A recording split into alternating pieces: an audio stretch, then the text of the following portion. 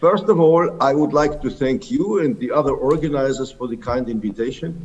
And I'm very glad to be here with you, at least virtually. Now, we do see increases in COVID-19 these days, so I hope that we will not have a fourth wave and get all vaccinated. But let's hope for the best so that we can meet in person at some point in time. Now, you have charged me with the title, Where Are We in RA Management Today? And this is obviously a very interesting title in light of the many, many things. Wait a second, I cannot proceed. Yeah, in light of the many things that we have seen over the last few years. So this is my disclosures. Now, bear in mind that today we have 16 DMARDs available if we count the 3 conventional DMARDs, 5 TNF blockers, 4 JAK inhibitors that are approved in Europe and other agents. And the EULAR-RA management task force, of which Katalin Kodreanu has been a part of, tries to provide some order, but there are still lots of debates about a few things. So which treatment is the best? Which approach is the best and when? What are the treatment targets? There are people who fear overtreatment. I fear undertreatment. There is the question of how to define remission, and that's a currently heavily ongoing debate. And there are other issues. Now, in all these questions and with all these DMARDs that we have available, the question arises, can we try to find some order? So I will use the EULAR-RA management recommendations as an anchor of what I'm going to discuss with you today. But I will discuss beliefs or myths compared with the evidence, and I will focus on efficacy. If you have questions on safety, we can obviously address them in the discussion. So this is the algorithm of the EULAR-RA management recommendations, and the EULAR recommends to start with methotrexate, ideally 25 milligrams or so, brought up to 25 milligrams and combined with short-term glucocorticoids. Now, there are still people who believe that combination therapy of conventional synthetic DMARD is more efficacious than methotrexate monotherapy. Many do it, many start. Let us look at the evidence. Now, all of us are aware of the BEST study, which was run some 20 years ago. This is a publication from the 7-year ongoing aspect. And as you know, there was 2 groups. One was sequential monotherapy, in other words, switch from one conventional DMARD to the other, and the other one was step-up therapy to triple conventional DMARDs. And as you can see, these 2 groups did not differ over the whole time and not even during the first year. Now, this is not a direct head-to-head comparison, but here is a direct head-to-head comparison addressing this question by René Verschuren and Professor Westhovens in Belgium. And they showed that methotrexate, even at the 15 milligram dose plus prednisone, gave the very same results as the classical COBRA methotrexate plus sulfasalazine plus double the prednisone, or methotrexate plus the flunomide plus the same dose of prednisone. So no difference, no advantage of combining conventional DMARDs, and there is indeed disadvantages because they show that there is more adverse events, and in part also more serious adverse events. In the T-REACH trial, and let us focus on the oral glucocorticoid groups here, the authors in Rotterdam, the scientists in Rotterdam, used triple therapy plus glucocorticoid versus methotrexate monotherapy plus glucocorticoids. They used the RADAI for disease activity assessment, and as you can see, the change is the same. The group started higher, the group ends higher, and HAQ and SHARP score, no difference. On the contrary, it is absolutely the same slope for these outcomes. Here again, the HAQ starts higher, ends slightly higher, no difference in between the groups. Now, there is other people who believe that we should start with biologics because they are more efficacious than methotrexate plus glucocorticoids. And this is especially now the case because they say, well, before costs may have been a reason not to do this, But now we have biosimilars and they are much cheaper, so we could do this. Now, EULAR never looked primarily at costs. So EULAR would not have recommended something just because of cost reasons. So what is the evidence against this assumption? This is from the IDEA study in Leeds, where the investigators compared methotrexate plus one single IV at the very beginning. I repeat, one single IV of methylprednisolone in the blue compared with infliximab at the usual dose initially after 2 and 4 weeks again, and then after every 6 weeks plus methotrexate, and you see no difference. If anything, there is even a slight numerical advantage for the methotrexate group.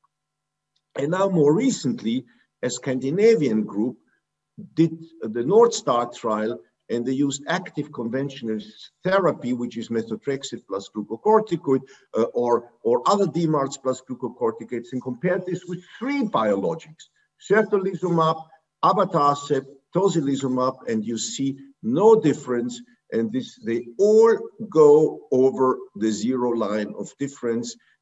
And so this is, again, evidence that there is no advantage for even any biologic therapy, and I showed you before triple therapy compared with methotrexate plus glucocorticoids. Now, nevertheless, about 50% of the patients who start with methotrexate plus glucocorticoids, they do not respond sufficiently, and so then they need a BDMARD, a biologic or a JAK inhibitor.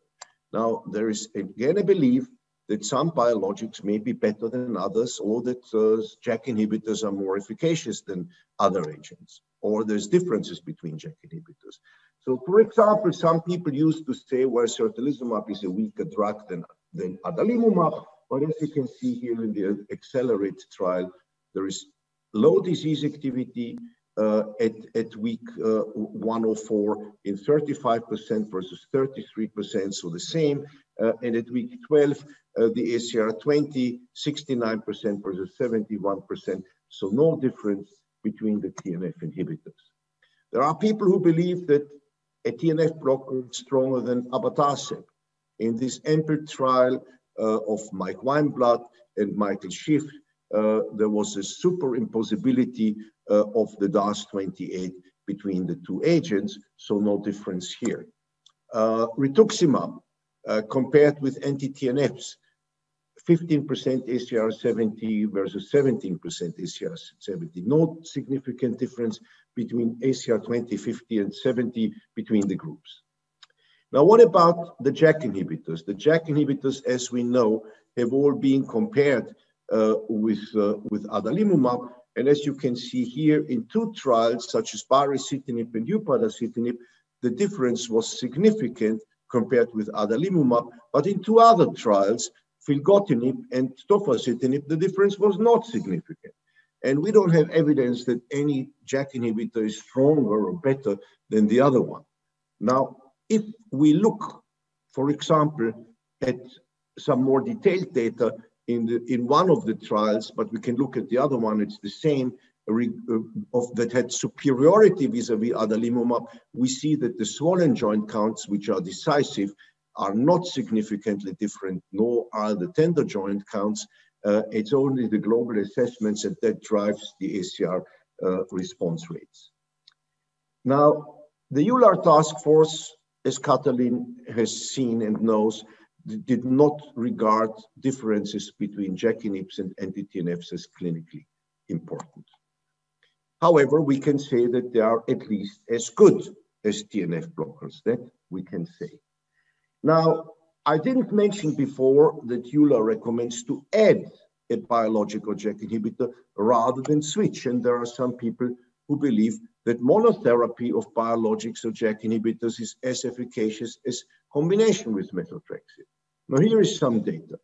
40% of the patients with adalimumab in registries are on monotherapy, but you cannot see a difference between adalimumab as a monotherapy and methotrexate de novo in the Premier trial published 15 years ago.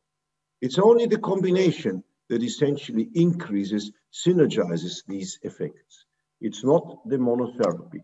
But what about abatacept? Many people use abatacept as a monotherapy. Here you can see after 1 year, no difference between methotrexate and abatacept monotherapy, and also no difference for the first 3 months. Then there is some slight variations, variability, but at the end of the day, only the combination shows a significant difference compared with methotrexate monotherapy. And bear in mind, this is methotrexate without glucocorticoids. So methotrexate plus glucocorticoids, as I showed you in the North Star trial, would be just here. And what about tocilizumab? Yes, EULAR says if you have to use a drug as a monotherapy, a biological JAK inhibitor, then tocilizumab and JAK inhibitors have an advantage over other agents, but still, as you can see in the surprise study and from Japan, and Maxime Dugados has shown in the X-ray study, if you add tocilizumab to methotrexate, you will have 70% DAS28 less than 2.6. When you switch, you will lose 15%. In other words, with methotrexate, it is about 30% more efficacious than without methotrexate. So if the patient tolerated the methotrexate until here, why take it away? Why take it away? There's no reason for that. What about JAK inhibitors? This is tofacitinib. And as you can see here, tofacitinib as a monotherapy significantly worse than adalimumab plus methotrexate. Here for the ACR, here for the S-dye, sorry, here for the C-dye, and here for the DAS28. Now, what about other agents, other JAK inhibitors? Filgotinib. Filgotinib looked at monotherapy, 200 milligram here, 25% of the patients reaching a state of what they call remission. And then compared with combination therapy, it's 35%. And even half the dose of filgotinib plus methotrexate has a numerically better outcome than the monotherapy. And what about baricitinib? Baricitinib was superior clinically and functionally compared with methotrexate, but structurally as a monotherapy, there was no difference compared with methotrexate. Only the combination gave the difference. So overall, we can very clearly say that all drugs, all biologics and JAK inhibitors have an advantage when combined with methotrexate. Now, one of the treatment targets, obviously, is remission or low disease activity. We will come back to that. But what EULAR recommends at every stage is to look at improvement of at least 50% at 3 months and to reach the target at about 6 months, irrespective of when this is looked at. So where do the 50% come from? Well, this comes from a study where one looked at the end situation of a clinical trial of a year. And if the patients had high disease activity or moderate disease activity after 1 year, they never made it before to the low or remission situation. In contrast, those who reached remission or low disease activity at 6 months or 1 year, they had more than 50% improvement of the S-dye after 3 months. So in other words, if you don't see an improvement after 3 months here, you will not an improvement of more than 50%, you will not reach a better outcome in the long term, and you can actually stop this drug and go to another one. And I said we have so many drugs available these days that this is easy to do and easy to change. And once you are at the level of biologics, the costs are also pretty similar. And this is treatment to target. Now, the other question is, how do you define remission? Many people still use DAS28 also in clinical trial. Now, is it a valid remission criterion? Here is the proof that it's not. Usually, what you would assume is that an ACR 50 is more frequent than an ACR 70, because 70% improvement is less easy to be reached than 50% improvement. And this is the case in all clinical trials that you look at, all clinical trials. But in some clinical trials, remission, which should be even lower, is higher than 70%. And sometimes it is even higher than 50% improvement. And this all relates to drugs that target interleukin-6, either directly, like sarilumab or tocilizumab, or indirectly in terms of JAK inhibitors that interfere with IL-6 signature transduction. And this is not the case usually with drugs like abatacept or rituximab that do not target directly the acute phase response, which is overweighted in the DAS28 remission. And the ultimate proof for you is a comparison of two trials in TNF blocker insufficient responders. The RADIATE trial of tocilizumab and the REFLEX trial of rituximab, same populations. ACR 70, the same. ACR 50, the same. But DAS28 remission 3 times as high. And you're not going to tell me that if ACR 70 and ACR 50 is the same, that remission should be moved 3 times more frequent with one drug than with the other drug. So what we can conclude is that remission defined by the DAS28 misleads clinicians, trialists, and regulators, and that this is not remission.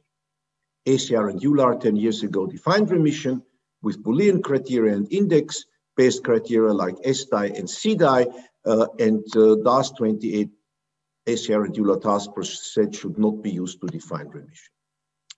But there are other people who say, well, even clinical remission is not sufficient. We need remission by imaging.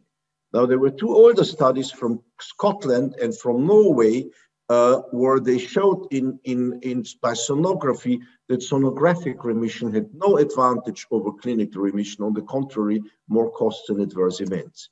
A more recent study looked even at MRI, bone marrow edema versus getting rid of MRI abnormalities, including bone marrow edema, in addition to clinical abnormalities versus only clinical remission. So here you can see in blue the clinical target, in red, clinical plus imaging target, no difference in terms of SDI remission, no difference in terms of progression of joint damage, however, 3 times as many serious adverse events and 23 times as much costs. So in other words, targeting remission by imaging, be it sonography or MRI, is out. It's a high risk for the patient and a waste of resources. Clinical remission by the ACR-EULAR index or Boolean definition is optimal. But some people believe that ACR-EULAR remission definition, especially Boolean, is too stringent, that too few patients reach remission, and they suggest to omit the patient global, which is part of these remission criteria. Now, here is one of the reasons. When you look at, we showed that 10 years ago, when you look at Boolean criteria and look at those patients in whom 3 of the criteria were fulfilled, tender joint counts of 1 or less, swollen joint counts, CRP of 1 or less, or patient global, then 60% of those who had 3 criteria fulfilled did not reach the Boolean criteria because the patient global was over 1 centimeter. And we showed in another study, Paul Studenich and Daniel Aretaha, that increasing the patient global to 2 centimeter helps. And that's something that we've continued developing further. We also showed that deleting the patient global is associated with a bad functional outcome. But the advocates of getting rid of patient global have recently published a paper. And interestingly enough, they very clearly show that no progression of joint damage is only associated when you have the full Boolean criteria. Here you can see no overlap with 1, the confidence interval, whereas if you delete it, you are not better than non-remission. And they even showed more, they interpret the data differently than I do, but they even showed more that if you look at serious progression, like 5 units of Sharp score over 3 years, that then only the Boolean traditional reduces the risk, whereas the patients who have 3 criteria fulfilled but not the patient global have a double risk of having significant progression. And they even say that The odds ratio versus non-remission was statistically significant only for the 4V remission criteria, but then they compare things and they say that it's different, and the 3 without is good. It's not good, as you can see here. And remission, by the way, is not about high numbers. You don't want to have high numbers of cancer remission with the patient being full of metastases. You don't want that. Remission is about reaching a true state and not about high numbers. But let us ask the question if it is really true that remission by Boolean criteria is so rare. And I've selected a recent study by René Westhoven, or by Van Vollenhoven actually. And here you can see the Boolean remission criteria. And you can see that 25% of the patients achieved in this trial, 25 to 24, the Boolean remission criteria, and 30% SDI and CDI. So what else do you want in an early RA than within 6 months achieving in almost 1/3 or 1/4 of the patients, 25% having full remission? Do we need false remission definitions to have fake high numbers? But what about patients who failed biologics? Again, here is a study by Andrea Rubert-Roth, and you can see that 14% on upadacitinib and 10% on abatacicept fulfilled Boolean remission, despite the fact that they failed several biologics. 30% failed more than one biologic. So what is low about remission in such a population, in 1 in 7 to 1 of 10 patients? Do we really need false remission definitions to have fake high numbers? Do we really need to get rid of the patient involvement in remission definitions? I don't see the evidence at all for this. And one of the reasons why these people think this should be done is they say, well, if you don't reach Boolean remission or SDI remission, then you're prone to being overtreated. But I don't see that, because the treat to target recommendations very clearly speak of a main target as remission and an alternative target of low disease activity. So these patients who fail to meet Boolean criteria or SDI remission, this is if they get to low disease activity, many of them have significantly long disease. And in these studies of these advocates of getting rid of patient global, the patients have 8, 10, 12 years of disease duration. So clinical remission is unlikely to be attained, and low disease activity constitutes an alternative therapeutic target. And that was published in the first as well as the updated treat to target recommendations. However, it is important to use a valid score, and I showed you before the DAS28 may not be a valid score for that. Now, as a last point that I would like to address is the issue of biosimilars. Now, in Europe, we have biosimilars approved, but there is still some hesitancy to use them because people feel that biosimilars are less similar biological drugs than the respective originators. Now, let me show you something that comes from one of my studies. This is rituximab compared with the EU and the US manufactured rituximab. This is a biosimilar, and you see that there is very similar changes in the SDI score. However, when we looked in details at B-cell counts, what you can see here is that the repopulation was different in the rituximab originator EU versus the rituximab originator US. It seemed that the US drug had a prolonged period of a low B-cell count, and the biosimilar was right in between. Now let me go to another area, from rheumatoid arthritis to breast cancer, because this is very interesting. There was a clinical study comparing SP3, a biosimilar trastuzumab, with the originator, and somehow they found out that there was a better result for the biosimilar, which would make it a bio-better, not a biosimilar. And then they checked and they saw that in the originator, there was a change in FC binding, a change in ADCC, and they call this the drifted trastuzumab.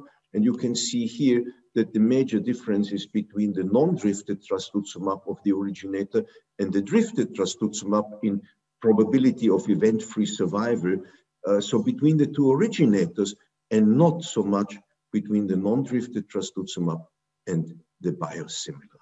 So the biosimilar study detected that there were differences within the originators. And this is what is the case. We have used for ages not the same drug, because every batch may be different also of the originator, and therefore the biosimilar, if approved in Europe, is just like another batch of the originator according to the consensus study group. So let me summarize what I told today.